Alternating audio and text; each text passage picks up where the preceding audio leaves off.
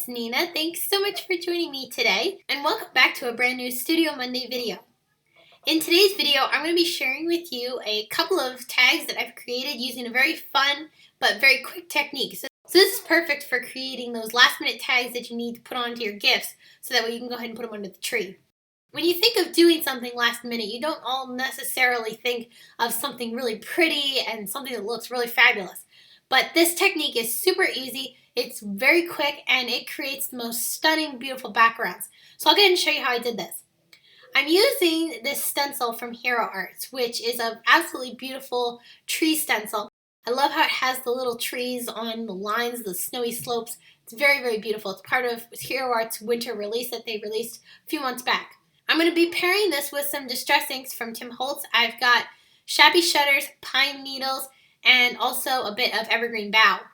Now these colors technically may not seem like they would mix together, but when they do, they create this beautiful color scheme. It's so pretty. I'm taking a sponge brush because I find this is the easiest way to apply the distress inks onto this stencil. Because this stencil is very delicate, it can move very easily. So I've taped it down to my watercolor paper, and I'm gently dabbing the sponge brush into the ink. The ink is fairly wet. It's blending into each other really nicely. I'll show you a little bit later how I used slightly less water and it created a little bit more of a dry brush look. This is definitely going to blend a lot. Now, as we're applying this onto the stencil, it is going to seep underneath of the trees a little bit because we're using so much water. And I think that's what adds so much interest to this background and really creates this gorgeous look. So I'm going to continue adding the color until I've blended the background. Then I'll go ahead and dry this. And I dried this with the stencil still in place because I felt that this was going to give me some better definition to the trees. And when we remove the stencil very carefully, you can see here how beautiful this background is already looking, and we haven't even added any extra touches to it yet.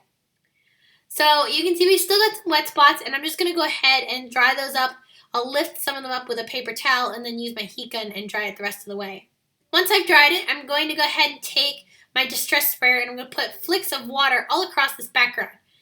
I'm going to allow the water to sit on the background for about 30 seconds to a minute, and then I'll go ahead and lift it up with my rag.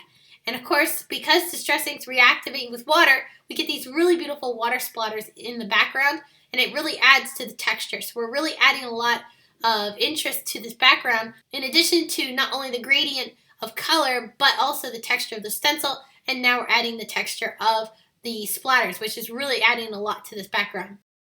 Now, a Christmas project would not be complete without some sort of shimmer and shine, right? So I'm going to take this Fine Tech Gold watercolor set, and I'm going to be using the silver whitish color here, and I'm going to splatter this across the background, making sure I get a variety of big and small drops. Now, after my background was good and dry, I'm taking the nested tag die from Hero Arts, and I'm going to go ahead and run this through my Big Shot machine to die cut this tag. I'm also going to die cut that tag from a piece of white cardstock, which I'll adhere to the back side of this watercolored tag, just so that way I have a nice clean backing on the back of this tag. Here's a look at the red tag. I'm going to show you how we go ahead and make that one next. This is really easy and very simple. We're basically just recreating the same technique that we used for the green, except this time I'm using Festive Berries, Fired Brick, and Seedless Preserves. I'm mixing those colors a lot as I add these onto the background. I added the water splatters, but this time I'm using gold watercolor, and I'm flicking this onto the background. And in this case, I didn't get quite as large of splatters as I wanted, and so I'm just going to go ahead and fake that by dropping on some color in some larger areas using my paintbrush.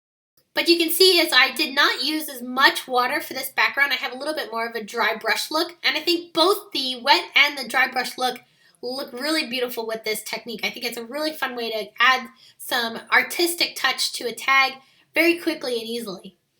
Now you could leave these tags plain, but I want to go ahead and add a sentiment here. So I'm using the Believe stamp set from Simon Says Stamp. Stamped the big script of the word believe. I'm heat embossing it with silver embossing powder on this one, but I also did use some gold embossing powder for the red tags. The silver is going to go on to the green tags. Once I've heat embossed this, I'm going to take the coordinating die, which is the outline die. This die set you can purchase in addition to the stamp set, and it also comes with the Believe script die. I'm just using the outline here to go ahead and die cut that Believe sentiment that we stamped. I'm lining it up onto my tag at an angle. This is where I'm going to want to end up adhering it down. But I need to have a placeholder to know where I need to stamp the rest of my sentiment. So by placing that down where I'm going to go ahead and adhere it, gives me a guide for where I'm going to go ahead and stamp down that supporting sentiment, which reads, "In the magic of Christmas." I heat embossed this with some silver embossing powder as well, and heat set that.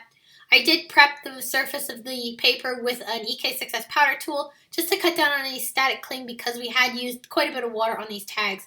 So I didn't show that on camera, but I did go ahead and do that. I popped up my sentiment with a bit of foam tape, and you can see how we've got our tags already coming together and how similar they look but yet different because we have the different color schemes. I also wanted to add a bit of ribbon onto the tags so that way we could attach them down onto our gifts. So I'm using the We Are Memory Keepers ribbon cutter, and I'm just using that to fuse the ends of the ribbon together so that way they won't end up fraying. So I just basically line this up into the ribbon cutter right in the center, fold over the arm, and press that down right on top of the ribbon.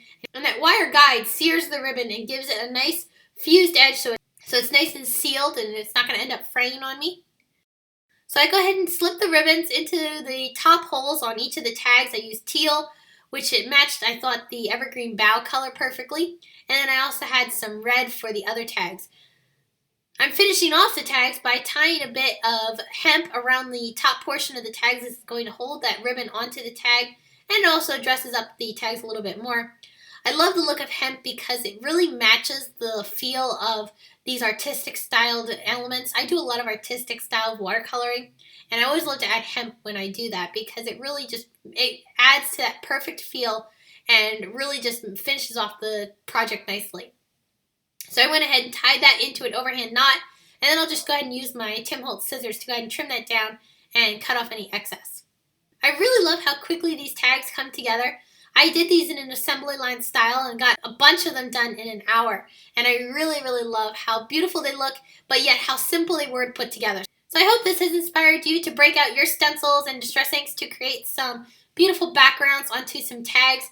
Go crazy. You don't have to have them looking perfect.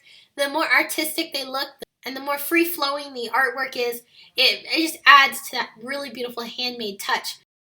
They look so pretty, but they took very little time, so I think this would be a perfect design to use if you're looking for quick and easy tags. Thanks so much for watching this video. Please give it a big thumbs up, subscribe to our YouTube channel, and you can connect with us on social media at Facebook, Instagram, Pinterest, YouTube, as well as our blog. Thanks so much for watching. I will see you again soon. Bye!